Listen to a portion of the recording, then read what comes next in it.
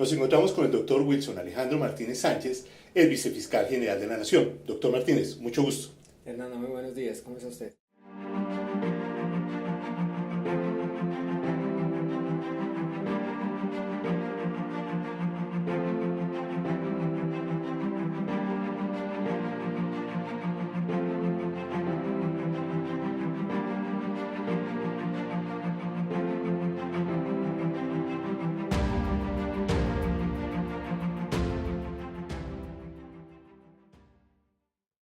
Doctor Martínez, ¿nos puede por favor explicar qué es el programa de ética empresarial? Hernando, el programa de ética empresarial es en este momento una obligación que impuso el legislador colombiano a ciertas empresas que tienen una serie de actividades u operaciones de comercio exterior y que por virtud de ese tipo de operaciones están, por decirlo así, expuestas a incurrir en conductas que pueden ser constitutivas de soborno transnacional. Adicionalmente a esto, la Superintendencia de Sociedades ha pretendido a través de sus guías extender la aplicación de estos programas anticorrupción y ética empresarial a otro conjunto de empresas, ya no como una obligación de carácter imperativo, sino principalmente como una recomendación de buen gobierno corporativo para mejorar las condiciones de integridad en el ejercicio de los negocios. Este tipo de programas pues no son nuevos a nivel internacional. Colombia está ingresando hasta ahora en este movimiento, pero la verdad es que en otros países, principalmente los países anglosajones, los programas de prevención de la corrupción se han difundido desde aproximadamente la década de los 70 y por eso es que la gran mayoría de las multinacionales que operan en nuestro país, que tienen sus casas matrices en los Estados Unidos y en otros países anglosajones, cuentan con este tipo de programas desde hace mucho tiempo. Y de hecho es una práctica común en los grandes negocios internacionales que estas multinacionales le exijan a sus socios estratégicos, a sus grandes clientes y a sus grandes proveedores la adopción de programas anticorrupción y de ética empresarial como políticas de buen gobierno corporativo para poder hacer negocios con estas multinacionales.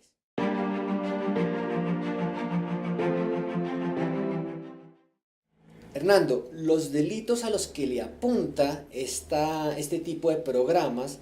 son aquellos delitos que encajan dentro de la noción de corrupción. Ahora, la corrupción puede ser vista desde dos puntos de vista. Desde el punto de vista de la corrupción pública, que tiene que ver con aquellos actos que generan un detrimento de la moral pública y del patrimonio público.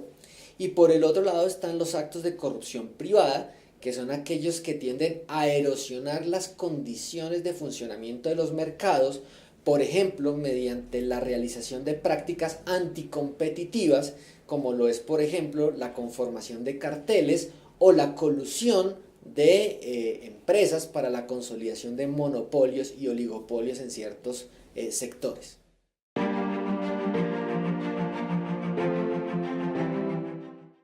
Por supuesto que sí, Hernando.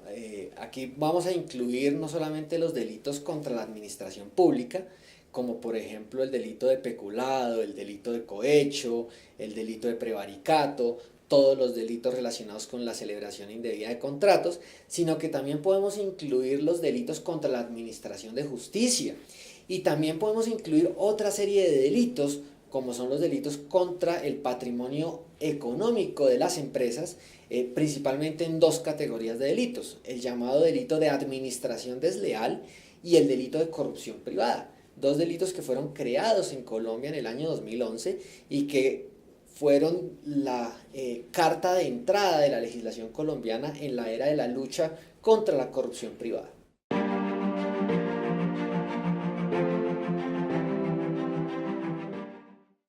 No, claramente no es así. El sistema de administración de riesgo de lavado de activos y financiación del terrorismo, conocido con la sigla SARLAF, es un sistema que está diseñado e implementado para la identificación, medición y gestión del riesgo de lavado de activos y financiación del terrorismo.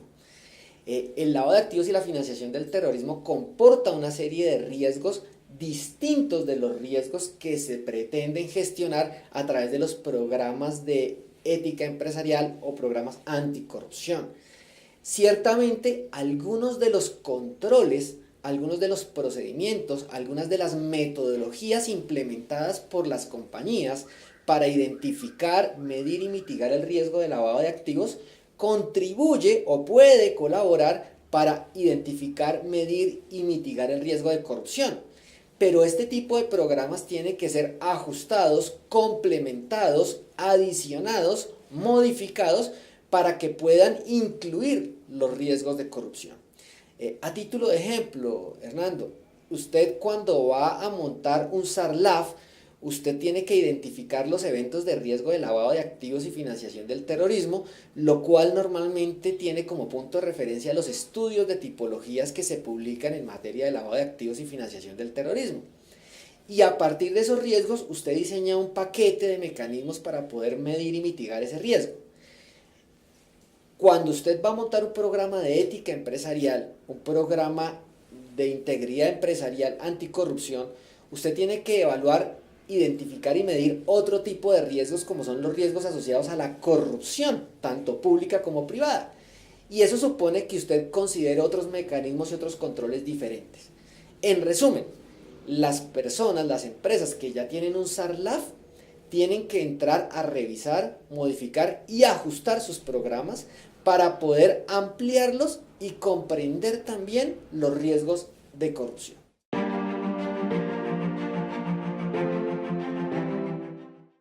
En realidad, Hernando, eso es una decisión que tiene que tomar el gobierno corporativo de cada empresa. En materia de gestión de riesgo de corrupción, la normatividad que se ha promulgado en la materia adopta en este sentido y en este punto específico la recomendación internacional que es la de un modelo de autorregulación regulada. Cada empresa desarrolla su modelo de prevención de la corrupción de acuerdo a sus características, a su tamaño, a sus clientes, a sus productos, a sus cadenas de abastecimiento y por eso tiene la posibilidad de diseñar e implementar el programa de ética empresarial que más se ajuste a sus necesidades. En el marco de esa autorregulación regulada, el gobierno corporativo tiene que decidir a quién le va a asignar la función de medir ese riesgo, de gestionar ese riesgo de corrupción. Por supuesto que dentro de una lógica económica es mucho más eficiente que la persona que viene gestionando el sistema de administración de riesgo de lavado de activos pueda asumir una parte complementaria, un módulo complementario de ese sistema que sería el programa de ética empresarial y anticorrupción. Pero no necesariamente tiene que ser así, no hay ninguna norma que obligue a que sea el mismo oficial de cumplimiento, pero evidentemente es algo recomendable con miras a hacer mucho más eficientes los sistemas de riesgos dentro de las entidades. A ver, la resolución emitida por la Superintendencia de Sociedades que define cuáles son las entidades obligadas legalmente a implementar este tipo de sistemas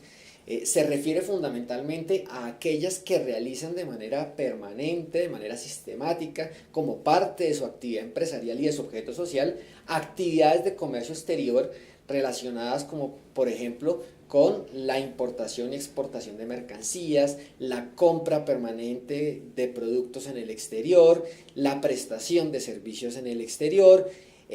aquellas que tienen filiales subsidiarias,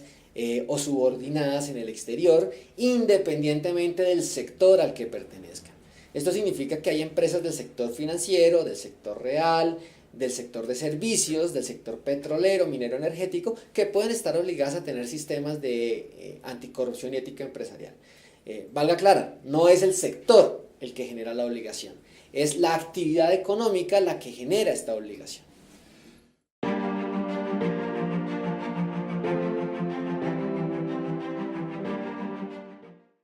No, es otra cosa completamente diferente. Esto básicamente es un desarrollo y un cumplimiento de los compromisos adquiridos por Colombia ante la Organización para la Cooperación y el Desarrollo Económico, la OCDE, cuando se suscribió por parte del Estado colombiano la Convención de la OCDE contra el soborno activo transnacional. En esa convención Colombia adquirió la obligación de introducir en el ordenamiento jurídico colombiano una serie de mecanismos para luchar contra la corrupción, no desde el punto de vista reactivo, como había venido siendo tradicionalmente, sino desde el punto de vista preventivo. Y en esa medida, para cumplir, para honrar esa obligación, Colombia se veía obligada a emitir una normatividad.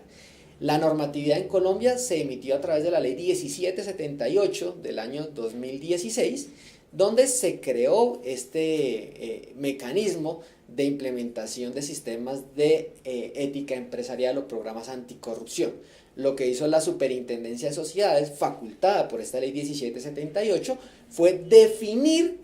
qué sujetos estaban obligados a implementar este tipo de mecanismos y qué sujetos no estaban obligados, pero se les recomendaba la implementación de este tipo de sistemas como buenas prácticas de gobierno corporativo. Las empresas que están obligadas pues tienen plazo hasta el 31 de marzo del año 2017 para implementar estos sistemas,